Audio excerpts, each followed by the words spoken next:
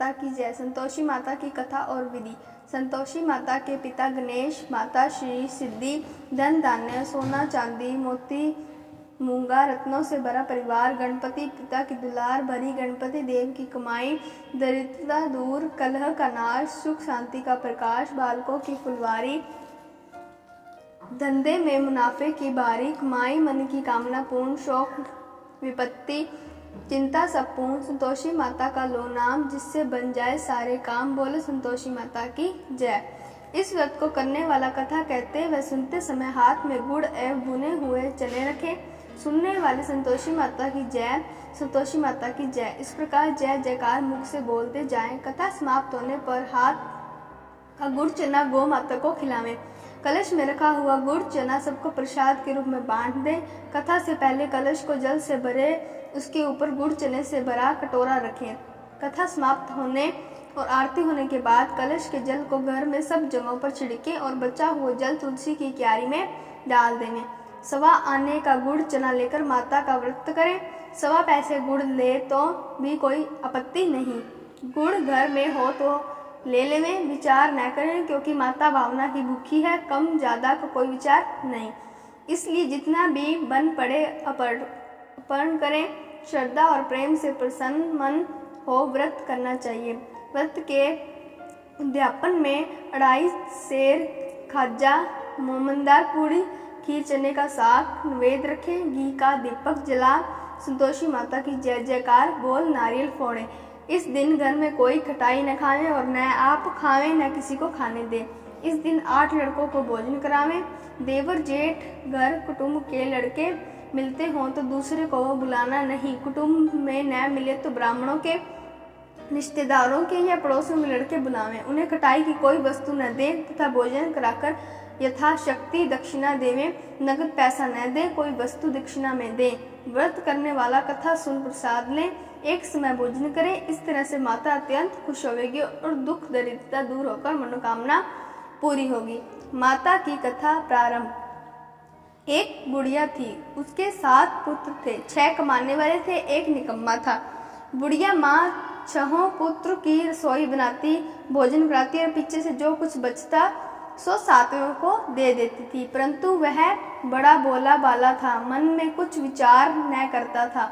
एक दिन अपनी बहू से बोला, मेरी माता का मुझ पर कितना प्यार है। वह बोली, क्यों नहीं, सबका जूठा बचा हुआ तुमको खिलाती है। वह बोला, भला ऐसा भी कहीं हो सकता है। मैं जब तक आंखों में न देखूं मान नहीं सकता।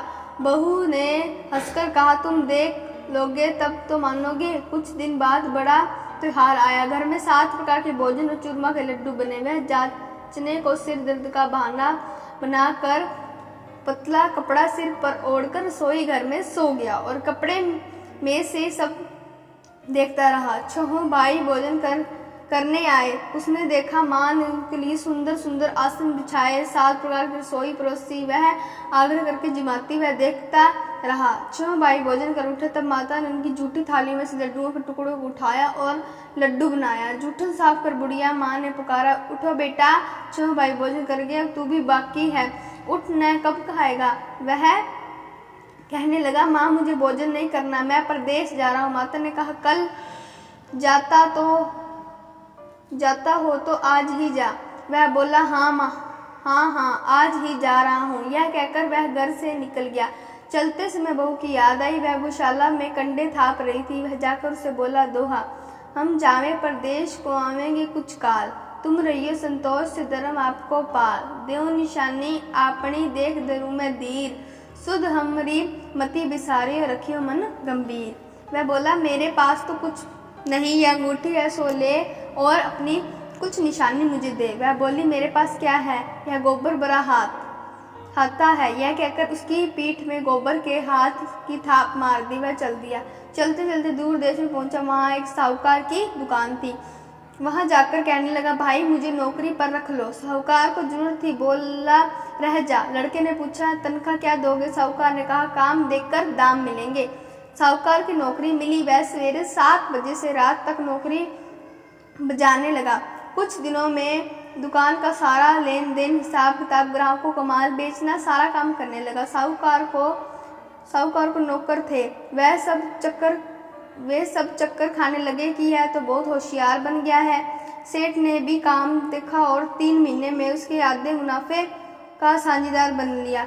वह 12 वर्ष में ही नामी सेठ बन गया और मालिक सारा कारोबार उस पर छोड़कर बाहर चला गया। अब बहू पर क्या बीती सो सुनो। सास ससुर उसे दुख देने लगे। सारी गृहस्थी का काम करके उसे लकड़ी लेने जंगल में बेचते। इस बीच घर की रोटियों के आटे से जो भूसी निकलती उसकी रोटी बनाकर रख दी जाती और फूटे नारियल की नरेली में पानी। इस तरह दिन बीतते रहे। एक दिन वह लकड़ी लेने जा रही थी कि रास्ते में बहुत सी स्त्रियां माता का व्रत करते दिखाई दी। वह वहां खड़ी हो कथा सुनकर बोली, बहनों, यह तुम किस देवता का व्रत करती हो और इसे करने से क्या फल मिलता है? इस व्रत के करने की क्या विधि है? यदि तुम अपने इस व्रत का विधान मुझे समझा कर कहोगी तो मैं तुम्हारा बड़ा एहसान मानूंगी। तब उनमें से एक स्त्री बोली, सुनो, यह संतोषी माता का व्रत है। इसके करने से निडरता दरिद्रता का नाश होता है, लक्ष्मी आती है, मन की चिंताएं दूर होती हैं, घर में सुख होने से मन को प्रसन्नता और शांति मिलती है, निपुत्र को पुत्र मिलता है, प्रीतम बाहर गया हो जल्दी आवे, कुंवारी कन्या को मनपसंद वर मिले, राजद्वारे में बहुत दिनों में मुकदमा चलता हो तो खत्म हो जावे, सब तरह सुख शांति हो, घर में धन जमा हो, पैसा जायदाद का लाभ हो, रोग दूर हो जावे तथा जो कुछ मन में कामना हो वे सब इस संतोषी माता की कृपा से पूरी हो जावे। इनमें संदेह नहीं। वह पूछने लगी, यह व्रत कैसे किया जावे? यह भी बताओ तो बड़ी कृपा होगी। स्त्री कहने लगी, 1.25 आने का गुड़ चना लेना, इच्छा हो तो 5.25 आने का लेना या 1.25 रुपए का ही सहूलियत अनुसार लेना, बिना परेशानी, श्रद्धा और प्रेम से जितना बन सके सवाया लेना, 1.25 पैसे से 5.25 आना तथा इससे भी ज्यादा शक्ति हो तो भक्ति अनुसार लें। इस हर शुक्रवार को निराहार रह कथा कहना सुनना, इससे बीच क्रम टूटे नहीं, लगातार नियम पालन करना। सुनने वाला कोई न मिले तो घी का दीपक जलाओ, उसे आगे जल के पात्र को रख कथा कहना, परंतु नियम ना टूटे। जब तक कार्य सिद्ध न हो नियम पालन करना और कार्य सिद्ध हो जावे पर व्रत का उद्यापन करना। 3 मास में माता फल पूरा करती है। यदि किसी के खोटे ग्रह हो तो भी माता वर्ष में अवश्य कार्य को सिद्ध करती है। कार्य सिद्ध होने पर ही उद्यापन करना चाहिए, बीच में नहीं। उद्यापन में 2.5 सेर 8 का खाजा, इसी परिणाम से खीर तथा चने का साग करना, 8 लड़कों को भोजन कराना, जहाँ तक मिले देवर जेठ भाई बंधु कुटुंब के लड़के लेना, न मिले तो रिश्तेदार और पड़ोसियों के लड़के बुलाना, उन्हें भोजन कराना, यथा शक्ति दक्षिणा दे माता का नियम पूरा करना। उस दिन घर में कोई खटाई न खावे। यह सुनकर बुढ़िया के लड़के की बहू चल दी। रास्ते में लड़की के बोझ को बेच दिया। उन पैसों से गुड़ चना ले माता के व्रत की तैयारी कर आगे चली और सामने मंदिर देख पूछने लगी, यह मंदिर किसका है? सब कहने लगे, संतोषी माता का मंदिर है। यह सुन माता के मंदिर में जा माता के चरणों में लौटने लगी, दीन होकर विनती करने लगी, माँ, मैं निपट मूर्ख हूँ, व्रत के नियम कुछ नहीं जानती, मैं बहुत दुखी हूँ। हे माता जगजननी, मेरा दुख दूर कर, मैं तेरी शरण में हूँ। माता को दया आई। एक शुक्रवार बीता कि दूसरे शुक्रवार को उसके पति का पत्र आया और तीसरे शुक्रवार उसका भेजा हुआ पैसा भी आ पहुंचा। यह देख जेठानी मुंह सिकोड़ने लगी, इतने दिनों में इतना पैसा आया, इसमें क्या बड़ाई है? लड़के ताने देने लगे। काकी के पास अब पत्र आने लगे, रुपया आने लगा। अब तो काकी की खातिर बढ़ेगी, अब तो काकी बुलाने से भी नहीं बोलेगी। बेचारी सरलता से कहती, भैया पत्र आवे रुपया आवे तो हम सबके लिए अच्छा है। ऐसा कहकर आंखों में आंसू भर संतोषी माता के मंदिर में मातेश्वरी के चरणों में गिरकर रोने लगी। माँ, मैंने तुमसे पैसा नहीं मांगा, मुझे पैसे से क्या काम है? मुझे तो अपने सुहाग से काम है, मैं तो अपने स्वामी के दर्शन और सेवा मांगती हूँ। तब माता ने प्रसन्न होकर कहा, जा बेटी, तेरा स्वामी आएगा। यह सुन खुशी से बावली हो घर में जा काम करने लगी। अब संतोषी माँ विचार करने लगी, इस बोली पुत्री से मैंने कह तो दिया तेरा पति आवेगा, पर आवेगा कहाँ से? वह तो सपन में भी इसे याद नहीं करता। उसे याद दिलाना मुझे जाना पड़ेगा।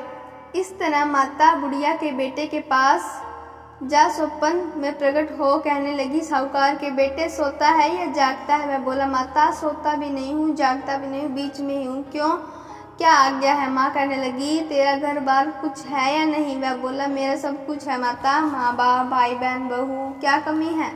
माँ बोली, भोले पुत्र, तेरी स्त्री घोर कष्ट उठा रही है, माँ बाप उसे दुख दे रहे हैं, वह तेरे लिए तरस रही है, उसकी शुद्धि ले। वह बोला, हाँ माता, यह तो मुझे मालूम है, परंतु मैं जाऊँ तो जाऊँ कैसे? प्रदेश की बात है, लेन देन का कोई हिसाब नहीं, कोई जाने का रास्ता नजर नहीं आता, कैसे चला जाऊँ? माँ कहने लगी, मेरे बात मान, सवेरे नहा धोकर संतोषी माता का नाम ले, घी का दीपक जला, दंडवत कर दुकान पर जा बैठना। देखते देखते तेरा लेन देन सब चुक जाएगा, जमा माल बिक जाएगा, सांझ होते होते धन का ढेर लग जाएगा। जब सवेरे बहुत जल्दी उठ उसने लोगों से अपने सपने की बात कही तो वे सब उसकी बात अनसुनी कर दिल लगी उड़ाने लगे, और कहीं सपने में भी सच होते हैं। एक बूढ़ा बोला, देख भाई, मेरी बात मान, इस प्रकार साच झूठ करने के बदले देवता ने जैसा कहा है वैसा ही करने में क्या जाता है? वह बूढ़े की बात मान स्नान कर संतोषी माता को दंडवत का घी का दीपक जला दुकान पर जा बैठा। थोड़ी देर में वह क्या देखता है कि देने वाला रुपया लाए लेने का हिसाब लेने लगे। कोठे में बड़े सामानों के खरीदार नगद दाम में सौदा लेने लगे। शाम तक धन का ढेर लग गया। माता का चमत्कार देख प्रसन्न हो मन में माता का नाम ले घर ले जाने के वास्ते गहना कपड़ा खरीदने लगा और वहाँ के काम से निपट वह घर को रवाना हुआ। वहाँ बहू बेचारी जंगल में लकड़ी लेने जाती है। लौटते वक्त माँ के मंदिर पर विश्राम करती है। वह तो उसका रोजाना रुकने का स्थान था। दूर से धूल उड़ती देख वह माता से पूछती है, हे माता, यह धूल कैसे उड़ रही है? माँ कहती है, हे पुत्री, तेरा पति आ रहा है, अब तू ऐसा कर, लकड़ियों के 3 बोझ बना ले, एक नदी किनारे रख, दूसरा मेरे मंदिर पर और तीसरा अपने सिर पर रख। तेरे पति को लकड़ी का गट्ठा देखकर मोह पैदा होगा, वह वहाँ रुकेगा, नाश्ता पानी बना खाकर माँ से मिलने जाएगा। तब तू लकड़ियों का बोझ उठाकर घर जाना और बीच चौक में गट्ठा डालकर 3 आवाजें जोर से लगाना, लो सासू जी, लकड़ियों का गट्ठा लो, भूसी की रोटी दो और नारियल की नरोली में पानी दो। आज कौन मेहमान आया है? माँ की बात सुन बहू बहुत अच्छा है माता कहकर प्रसन्न हो लकड़ियों के 3 गट्ठे ले आई। एक नदी तट पर, एक माता के मंदिर पर रखा। इतने में ही एक मुसाफिर आ पहुंचा। सूखी लकड़ी देख उसकी इच्छा हुई कि अब यही विश्राम और भोजन बना खाकर गांव जाए। इस प्रकार भोजन बना विश्राम ले वह गांव को गया। सबसे प्रेम से मिला। उसी समय बहू सिर पर लकड़ी का गट्ठा लिए आती है। लकड़ी का भारी बोझ आंगन में डाल जोर से 3 आवाज देती है, लो सासू जी, लकड़ी का गट्ठा लो, भूसे की रोटी दो, नारियल के निरोले में पानी दो। आज मेहमान कौन आया है? यह सुनकर उसकी सांस आ गई। अपने दिए हुए कष्टों को बुलाने हेतु कहती है, बहू ऐसा क्यों कहती है? तेरा मालिक ही तो आया है, आ बैठ, मीठा बात खा, भोजन कर, कपड़े गहने पहन। इतने में आवाज सुन उसका स्वामी बाहर आता है और अंगूठी देख व्याकुल हो माँ से पूछता है, माँ ये कौन है, ये कौन है? माँ कहती है, बेटा यह तेरी बहू है। आज 12 वर्ष हो गए तू जब से गया है, तब से सारे गांव में जानवर की तरह भटकती फिरती है, काम काज घर का कुछ करती नहीं, 4 समय आकर खा जाती है। अब तुझे देखकर भूसे की रोटी और नारियल के निरोले में पानी मांगती है। वह लज्जित तो बोला, ठीक है माँ, मैंने इसे भी देखा है और तुम्हें भी देखा है, अब मुझे दूसरे घर की ताली दो, उसमें रहूं। तब माँ बोली, ठीक है बेटा, तेरी जैसी मर्जी कहकर ताली का गुच्छा पटक दिया। उसने ताली ले दूसरे कमरे में जो तीसरे मंजिल के ऊपर था खोलकर सारा सामान जमाया। एक दिन में ही वहाँ राजा के महल जैसा ठाठ बाट बन गया। अब क्या था, वे दोनों सुखपूर्वक रहने लगे।